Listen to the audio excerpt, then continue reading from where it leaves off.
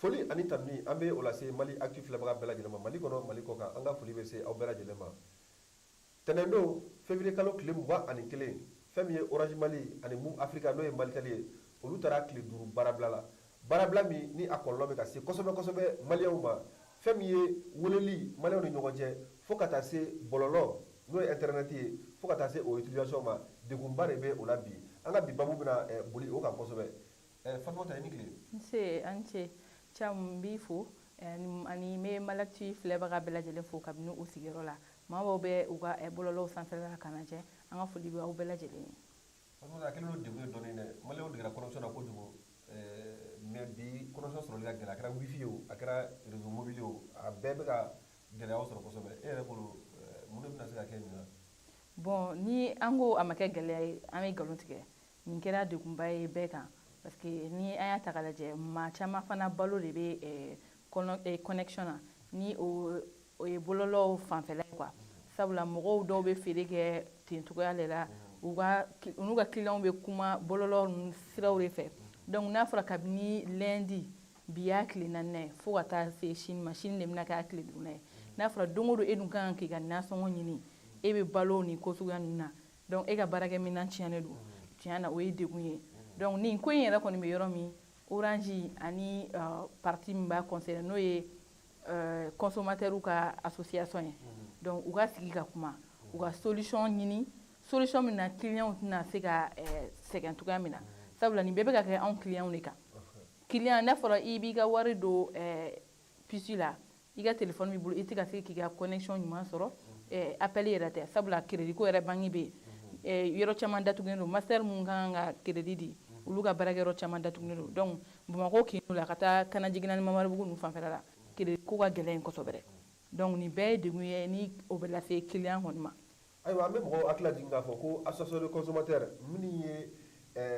nɛgɛjuru sira cibagaw fo ka taa se bɔlɔlɔ utiliser bagaw ma minnu y'olu ka lafasatɔ ye olu de ye plainte don Orange ani Move Africa Malitel contre la k'a fɔ ko fɛn min ye répondeur ye k'u mɛnna u b'o wari tigɛ ka bɔ client kun alors que k'o tɛ sariya ye o de hukumu senfɛ fɛn min ye Cour suprême ye olu ye n'o y'an ka sariya sunba dɔ ye olu ye décision ta k'a fɔ ko Orange Mali ani Move Africa ko miliyari 170 k'u k'o sara consommateurs ye o nisɔngoya de fana nana ni Orange Mali ni Move Africa ye k'a fɔ k'u bɛ taa baara bila la parce que u yɛrɛ fana bolo k'a fɔ ko ɲangeni u ma jɛ ni a ye o de nana ni nin nisɔngoya ye kosɛbɛ an kɔni bɛ mɔgɔw hakili lajigin k'a fɔ ko bɔlɔlɔ kɛra fɛn dɔ ye bi jamana kɔnɔna la maa caman dahirimɛ de gulonnen don a la hali n'i ye anw yɛrɛ lajɛ anw ka presse kunnafoni di wɛrɛ bɛ bɔlɔlɔ de sanfɛ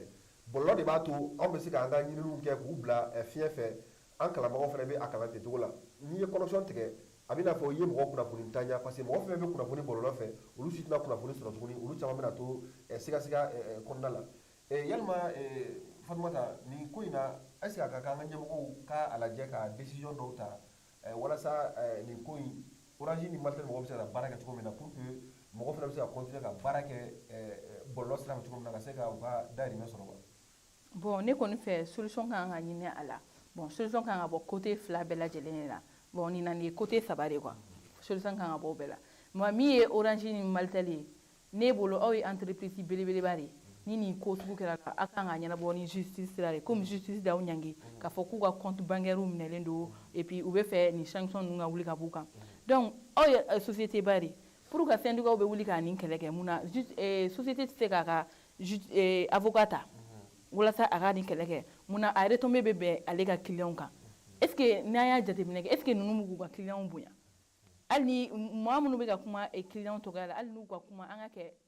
an kun kana da o la sa mais nin sira in kan an kɔni bɛna da o la sabula an yɛrɛ ma bonya nin cadre kɔnɔna la aw bɛ se ka bɔ kɛlɛ kɛ cogoya wɛrɛ la a possibilité bɛ Orange ye a possibilité bɛ Move Africa ye k'u ka kɛlɛ kɛ k'a sɔrɔ u ma clients ma ɲangi nka u y'a dɔn ko n'u taara nin sira fɛ ko clients bɛna bɔ ko k'a fɔ k'u ka nisɔngoya jira k'u sɛgɛnnen don mais an tɛ se ka injustice kɛ ka injustice fana dilan quoi n'an y'a ta k'a lajɛ kabini 2011 nin ko in bɛ sen na donc kunnafoni minnu dira ma ko a yirala k'a fɔ ko maa min tun kan ka a ko ɲɛjɛ ko Choguel tun b'o a mɔgɔw fɛ donc justement ko Choguel tun bɛ yen nɔ ko a y'a jira k'a fɔ ko u man kan tɛ ka ɲangi n'a fɔra bi o Choguel kelen de ministiriya la o bolo bɛ o bɛ fanga la ko ko ni ma ko fule nunu ɲangina donc est ce que a ko in ye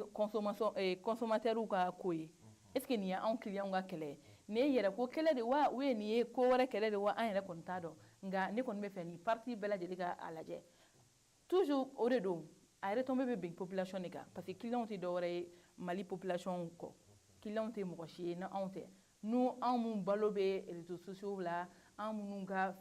diɲɛlatigɛ yɛrɛ tɛna se ka ɲa a kɔ donc ni kɔlɔlɔ bɛ se anw de ma a bɛ hakili lajigin waati min na Zuckerberg yɛrɛ ye Facebook tigɛ ka heure 5 kɛ fa min ka don maa caman na parce que maa caman bolo k'a fɔ ko nin olu talen chômage la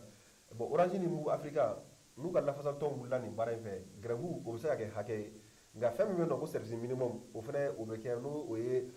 baara dɔ ka kɛ walasa service kana jɔ pewu mais an y'a sɔrɔ kunnafoni sira dɔw fɛ k'a fɔ ko Malitel ni Orange u y'a jira k'a fɔ ko tuma caman ni gɛlɛyaw bɛ yen nɔ mais ni gɛlɛya ninnu an t'a santi parce que personnel bɛ baara la permanemment su fara tile kan walasa an kana ni gɛlɛya ninnu santi mais n'i y'a ye bi an bɛ ka réseau ko gɛlɛya santi an tɛ se ka weleli kɛ an tɛ se ka yɛlɛ bɔlɔlɔ sanfɛ o ye parce que mɔgɔw talen don baarabila la donc olu ka absence bɛ ka ye yɔrɔw caman na donc an kɔni bɛ se ka min kɔni fɔ o de ye jamana ɲɛmɔgɔw u k'a lajɛ maliyɛnw caman mali fonctionnaire tɛ maa miliyɔn kelen bɔ donc o b'a yira k'a fɔ ko maliyɛn fanba caman dayirimɛ gulonnen bɛ a ka taa ni ka segin na dɔw fana dayirimɛ fana taara gulon bɔlɔlɔ sira de fana fɛ donc u k'a lajɛ k'a fɔ ko olu bɛ degun kɔnɔna la bi olu bɛ gɛlɛya kɔnɔna la bi olu bɛ chômage technique yɛrɛ la n'o yɛrɛ bɛ se ka fɔ donc wulikajɔ min bɛ se ka sabati nin ko in na consommateur fana k'a jateminɛ u ka client lajɛ n'a ma ɲa plainte n'a fɔra k'a donna walasa ka se ka client de lafasa u fana k'a jateminɛ Orange Mali Move Africa olu fana k'u miiri kosɛbɛ k'a fɔ ko u bɛ yan nɔ jamakulu dɔ de kama olu ka nin gɛlɛya kɔnɔna la nin ɲangini kɔnɔna la olu fana man kan tɛ k'a fɔ k'u bɛna population fana ɲangi ka fara o fana kan nin tun ye aw ka bi babu ye min bɛ tali kɛ kosɛbɛ Orange Mali ani Move Africa Malitel olu ka baarabila min kɛra terrain don